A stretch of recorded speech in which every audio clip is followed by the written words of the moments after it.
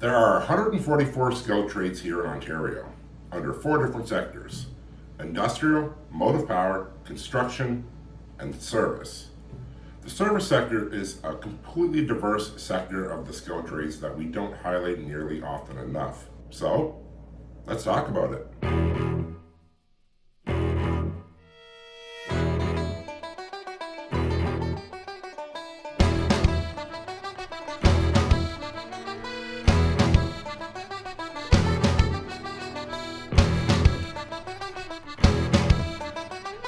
My guest today works under the service sector of skilled trades, working for the Thames Valley District School Board as an educational assistant. I'd like to welcome to the show today, Tecla Brickschwager. Thank you for having me, Nick. Thanks for stopping by the show today. I really appreciate you coming on, especially since this month I'm releasing only women in skilled trades videos. We appreciate that and we need that, so thank you for your support. Question 1. You've reached a career milestone recently. Can you share what that is and a couple of the memorable moments along the way? Absolutely. I recently achieved my 20-year milestone, so I got my 20-year pin from the Thames Valley District School Board, which I want to add a little disclaimer. I don't represent them right now. I'm just sharing my experience working as an EA in skilled trades. And some of the memories that I have from over 20 years is everything centers around students. So everything's about the children and youth that we work with. So I have a lot of really positive memories and milestones that we've achieved together. And also my colleagues. Every single child that I've worked with has taught me something, but every single adult I've worked with in the school system has also taught me something. So I'm very appreciative.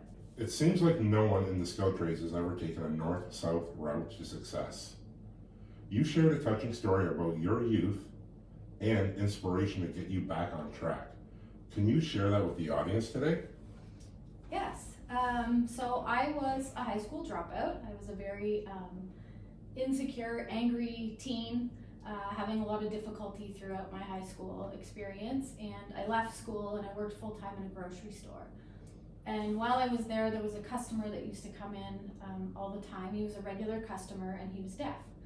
So I ended up teaching myself a few signs so that I could communicate with him. So I learned how to say hello, I learned how to say please, thank you, and I also learned the alphabet.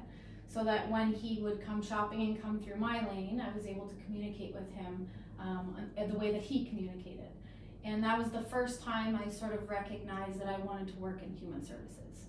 Can you explain the Hike for Happiness fundraiser, how long you've been a part of it, and why it holds special meaning to you and your family? Hike for Happiness is a local fundraiser for mental health services for people. My husband and I found out about it 10 years ago. It was the first year, I think it was about 10 years ago, it was the first year that fundraiser came together. We were actually accessing mental health services for our child. So we were at the London Health Sciences Center using the child and mental health services there. And we saw a poster just posted on the wall. And we reached out and contacted the people that organized the event, the founders of the event. And we've participated in it every year that it's operated since. The thing that we really like about it is that the funds go back to support mental health initiatives locally, and they help people access mental health services that wouldn't be able to otherwise. In 2019, you were a recipient of the Award of Distinction, an honorable form of recognition from the Thames Valley District School Board. Can you talk about that a little bit? I can. This is an awkward one for me. I feel very unworthy, even though I'm honored and flattered, and it was such a great accomplishment. I sometimes look back and think about this skilled trade is not about one person. So to receive that award was a great achievement, but at the same time I credit all of my colleagues because it's our success working together that makes students be successful. So it's a great award, I'm very proud of it, but I still continue to feel unworthy. Every profession has its shares of pros and cons. Let's start with the pros. There's so many pros working as an educational assistant. The very first one is obviously getting to work with children and youth. So we get to see kids as young as 3 and 4 starting school all the way through secondary school as well. and getting to see them have success, accomplish their goals, meet milestones that they didn't think that they could achieve. Those are all huge pros in the job. Also getting to see kids just play and laugh and learn and grow together is very rewarding. The Thames Valley District School Board services over 80,000 students, so another pro is that's a very diverse population of people. So you can work in elementary, you can work in secondary, you will be working with kids who have a diagnosis, you'll be working with kids who have an invisible disability, you'll be working with kids who don't have a diagnosis at all, and getting to support all sorts of different learning profiles. The other nice part about Thames Valley District School Board is we have mainstream classes obviously, but there are special education classes as well. So if you're really passionate about intellectual disabilities, there are developmental education programs you can work in. We have transitions classes, ASD programs, so there's a lot of variety. You get to work with a lot of different people, which is a huge bonus in this career. And working with multidisciplinary teams, so we get to work. You're never working alone. We work with teachers, speech paths, OT. We're involved directly with custodians often. We get to work with a whole variety of people, so you're constantly learning and growing from all these different experiences together. Job security is a big pro. There are definitely a significant amount of needs, so you will always have a job. And also, it's a career where you have benefits, which is something that I don't take for granted. Now let's talk about the cons. This is a hard one too. I don't want to discourage anyone who's considering this as a career from jumping in, because we need people. We need good people who are kind, who care about kids, and who are advocates for diversity and inclusion. So I want to say that first. Some of the cons are currently with this government and the cuts. We have a lot of children and youth who are on wait lists for services even outside of the school system. So when kids' needs are not being met, they're arriving at school with their needs already not being met. So it can be very overwhelming and very challenging sometimes. The other part, again, I don't want to get into politics, but it's a government who hasn't supported the education system or the healthcare system in a way that I think it should be supported. So we have really large class sizes with kids with very diverse learning profiles, and educational assistants are stretched very thin because they're supporting multiple students in one classroom, trying to be proactive, but it's really hard to meet everybody's needs when there's just not the resources to do that. Another con, and this is a difficult one to talk about, is the violence that we're exposed to on a daily basis. So we have very significant numbers of incidents related to violence happening in our classrooms. That can be very challenging because it impacts you physically, obviously, when you're exposed to violence, but there's an emotional component to that as well. And when you've chosen to do this as a career and you care about kids, you also take that home with you, because when kids are struggling, you feel it, you feel responsible for that. So that can be difficult. That also leads to the complexities of trying to advocate for kids, trying to respect our school system and the managers and the position that they're put in, but at the same time trying to advocate for a livable wage for educational assistants. Mm-hmm. So that's been a hot topic over the last especially year. And I have no shame in saying I'm underpaid for the job that I do, and I have no shame in trying to advocate for better pay for educational assistants. We have an important job, and we've seen that when we were dealing with a pandemic and EAs were still required to be at work. So that tells you it's an important position. Right. So that is definitely another con. And I guess kind of associated with that would be, in many skilled trades, when you are getting additional credits or learning additional tickets to do your job, there's compensation for that. Mm-hmm. And in the school system there isn't. So once you reach your maximum pay, that's where you stay for the rest of your career. Sounds like there's still a lot of work to do. There is some work to do. I've prepared some, I don't know what they're called, I'm gonna call them Oreo bombs. Love it. They're basically Oreo mixed with cream cheese dipped in white chocolate with some sprinkles and more chocolate on top. So all things that I love. Yeah, so why don't we dig into one of these and see how rich they are. Thank you, Nick. No problem. delicious. Oh! Perfection. From when you started until now, how much has training changed in your role? Each year we have always had mandatory health and safety training. So that is teaching us about things like anaphylaxis, epilepsy, diabetes, asthma as well. Things that people don't think about. We have fire safety training, ladder training, some ones that are maybe a little more unique. We also have mandatory privacy and security training, just because we're supporting individuals and we want to be respectful of their privacy and making sure that everything is secure. There's also, every 2 years, we have behavior management systems training. That is the prevention of violence in our classrooms, in our schools. Not only does it really focuses on the prevention of violence, but it also includes how to respond when a student does engage in challenging behavior that results in imminent risk to themselves or others. So that's a really important training as well. And I would say it's changed in the last few years. There's been a really big focus on trauma-informed practices, trauma-informed approaches, and then also diversity, inclusion, and equity has been a really big training session that we've been focusing on too. Tell me about Mason Grant, a professor at Western that served as a mentor. Joan Mason Grant was a Prophet Kings. She was an activist, so she did a lot of work around equity, inclusion, diversity. When I first applied to go to university, I took my college transcripts. I was very excited because I had gone from a high school dropout to on the honor roll, completing college, and now exploring university. And when I applied and I took my transcripts to the admissions office, they said I might as well have brought my report card from kindergarten. So I almost quit right there. And Joan Mason Grant, I heard her speak and she lit a fire under me, that we are all valuable members of society and we all bring something different to the table. So I really valued her perspective.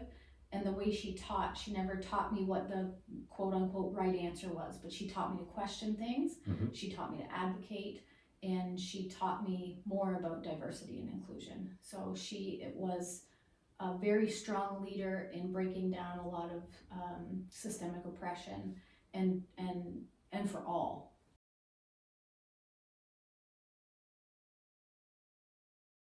Your Oma and you had a close bond. Can you speak to that relationship? Your side business called Imperfect Knit, and if you ever made that dinosaur sweater that you've spoken about. My Oma was one of a kind. She's very hard to summarize in words. And I was thinking a lot about the relationship that I had with her and why it was so special. My Oma is a person who was a survivor, and I think when her kids were growing up, that's what her focus was survival. By the time I was in her world, she wasn't surviving anymore. She was now living. She was thriving. So I got to know all the best sides of her, and I'm very grateful for her love. She was had unconditional love for, and the other really great part about her is each one of her grandkids and her great grandkids had the same connection with her, even though we were all so different. So she was a powerful force in all of our lives. Mm-hmm. She taught me how to knit when I was a little kid, and when she passed away, I missed her terribly, and I picked up knitting again to try and feel close to her.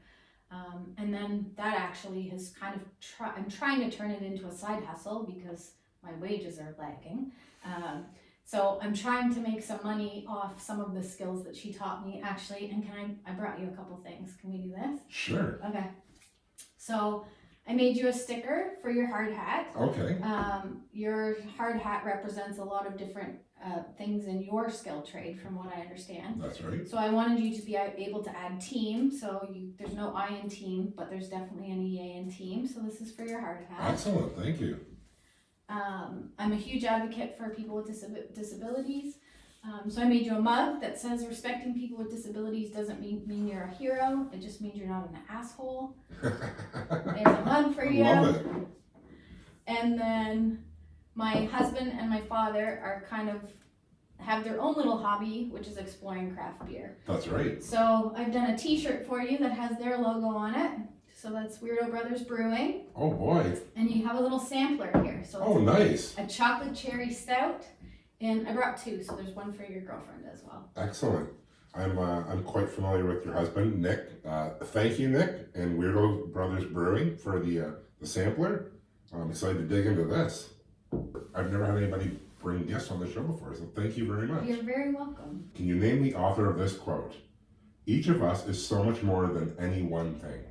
The incredible Mr. Rogers, Fred Rogers. Brilliant man. He really is. He's a trailblazer, and he's such an advocate for life in general, right? Yeah. So. Yeah, so many wonderful life lessons from him, and it actually reminds me when we think about schooling, is going back to those kindergarten rules about treat other people the way you want to be treated. And Mr. Rogers was one of those advocates as well. Excellent. Love Mr. Rogers. I did want to highlight this because we didn't actually show it quite off. For the camera, Weirdo Brothers Brewing. Is it on there? Yeah, it's on there. Excellent. Thanks again, Nick. Can we talk about a world without hate? Yes, this is a hard one. And I was thinking we'd had this conversation before, and I get very stuck sometimes because I don't understand hate.